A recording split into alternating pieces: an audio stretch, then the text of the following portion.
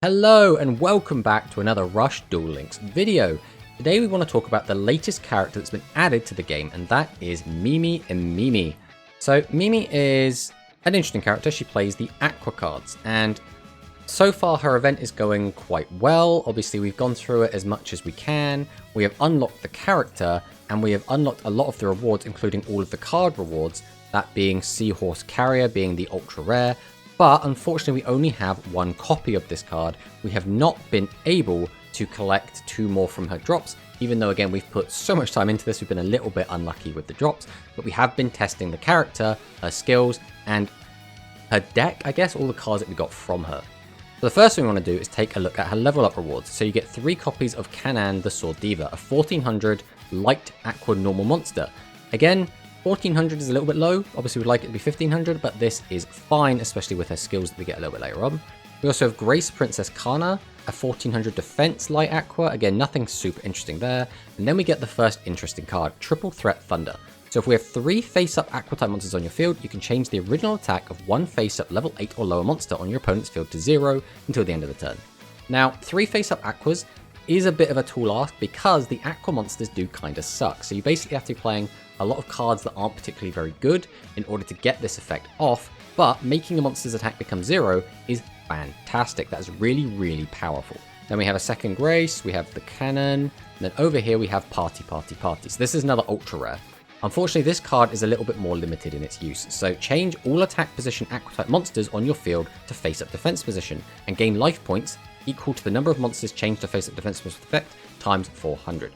So the only real good way to use this would be if you want to summon your guys in attack, but then not leave them in attack. So if you wanted to trigger one of your skills, or if you wanted to have 3 face-up monsters for something like Triple Threat Thunder, you could then change them all to defense and gain some life points. But overall, Party is just a really bad card. It's really not very strong. It's not ideal in any way, shape, or form. So next thing we're going to do is look at her skills. So the main ones we're going to be looking at is Boogie Master Draw, which is this skill can only be used if you have at least 10 light attribute aqua type monsters in your deck. Can be activated before your normal draw on turn 4 or onward. If your opponent has a face-up level 7 or higher monster and you have no monsters in your field and only once per duel, 2 of the cards from your normal draw will be D and Keto and Seahorse Carrier. So Seahorse Carrier is the one that lets you get back a light attribute monster to your hand. So you could basically say, as long as you have a light attribute normal in your graveyard, you can bring one back to your hand, summon, tribute out D and Keto. That is kind of the logic behind this. So it's fine. There's nothing super special about this skill. You basically just get the guarantee you get a 2500 attack monster out, which is nothing crazy. Next up, Cure Master D and Keto. This card lets you shuffle 2 aqua type monsters with different names from your graveyard into the deck, and then set a D and Keto. So I don't think you can do anything with this D and Keto other than just flip it up. Like, I can't think of any kind of combo you could do with a face down spell card. So this is just gain 1000 life points and shuffle 2 aquas back into your deck. So again, nothing too interesting. And then the one that's really, really interesting to me is Disco Fever. This skill can be used if you have at least 15 light attribute aqua type monsters, and the only level 7 or higher effect monsters in your deck are aqua type. So already, this means we cannot play Dragius, we cannot play 7-Sword Magician, we can't play Prima Katana. The only level 7 and higher monsters we can play are normal monsters or D and Keto. We also have to have a total of 15 light attribute aqua type monsters in our deck, which means half of our deck has to be terrible monsters, which is, again, really not ideal. But any number of light attribute aqua type monsters on your field whose total levels equal 10, so this is specifically 10 or less, and the wording here is really, really bad, but you can use this with a 4 and a 3, or just a 3 on its own, for example. It doesn't actually have to total up to 10. Those monsters gain 700 attack. You can only use this effect during the turn you summoned a light attribute aqua type normal monster. So our deck's full of them anyway, so that's not too big of a deal, but 700 attack can be very relevant. That means we can get our D and Keto up to 3200, which means it attacks over Dragius, it attacks over Yami Ruler. It is a decent number. The only problem with this is we can't boost a second monster up unless it's level 2 or lower. The best option for that at the moment is a card called Bubbly Elf, which has 800 attack. We can give it 700 as well as our D and Keto, but that only puts it up to 15, which is not relevant enough to do anything. If it was at least 11, then we could use it with Kanan. Kanan can then get the 700 up to 21, which is a bit more of a relevant number, and then our D and Keto could be 32. That then lets us do something, but it's not good enough at the moment, unfortunately. So if we take a look at the first deck that we built with this, this is the best we can come up with. This is Disco Fever again, and basically The strategy behind this deck is just to try and get out D and Keto and then attack people as a 3200. There isn't really much more to it. Now, occasionally, you could summon out like multiple Canaan and maybe a Bubbly Elf, use the skill, boost both Canaan up to 21, Bubbly Elf up to 15, and that's okay. It's not even that impressive of a board.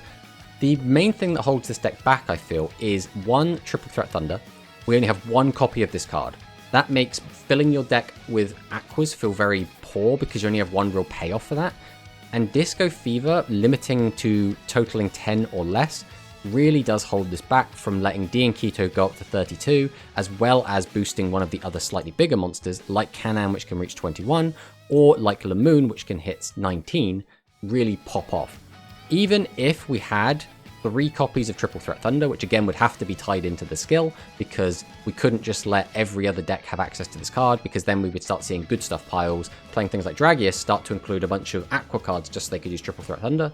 So it would have to be tied into a skill probably, but we need multiple copies of this as well as the skill to get changed to at least let 11 and under, probably even higher. We probably need this to be 12 and under so that our Canaan can gain a boost at the same as our D and Keto. To be honest, it probably doesn't even need to. I think even if there wasn't a restriction on it whatsoever and we could just boost all of our Aqua Light monsters, this deck still wouldn't be crazy. It would be strong, probably be tier 1 if we could do all of them.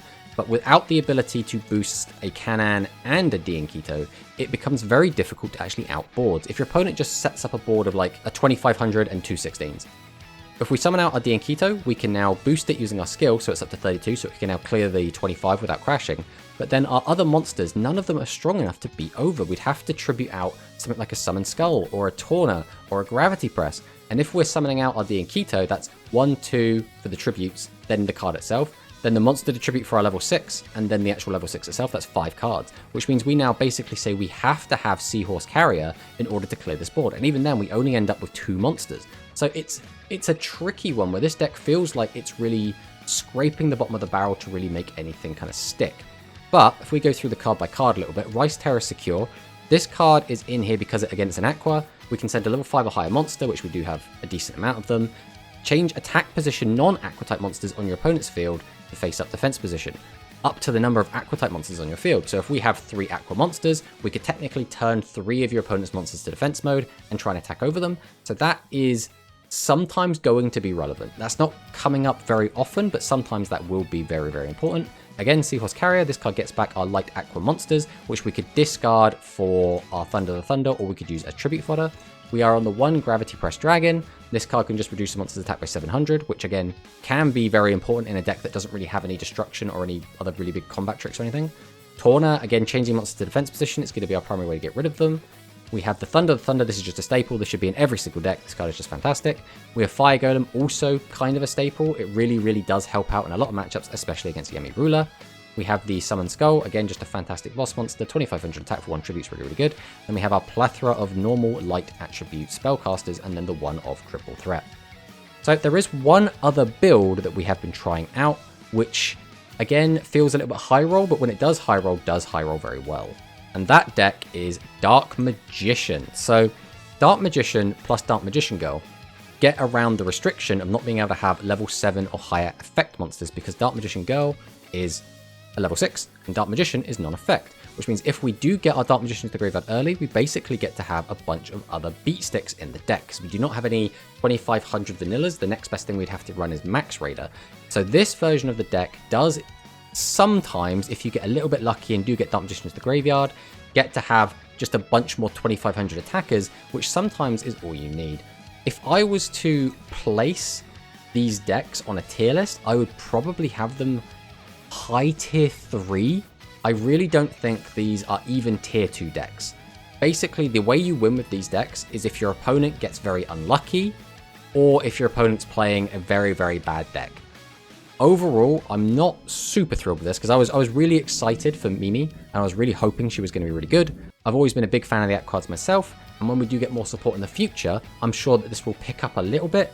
Aqua seem to have a problem where a lot of their cards help other decks as well. Aquas were one of the first decks to introduce field spells, and we got the Shining City Knights, but that boosts light monsters by 200 attack, and there are lots of light monsters outside of Aquas, such as the Dragons and Dragius, as well as the Psychics with Prima Katana. So Although it would be nice to see an Aqua field spell, which we will get eventually, I guess, with Umi. Right now, I feel like we can't release Shining City Knights because it doesn't just buff this deck. Hello, future Tomatosaurs here, just a little bit of an update.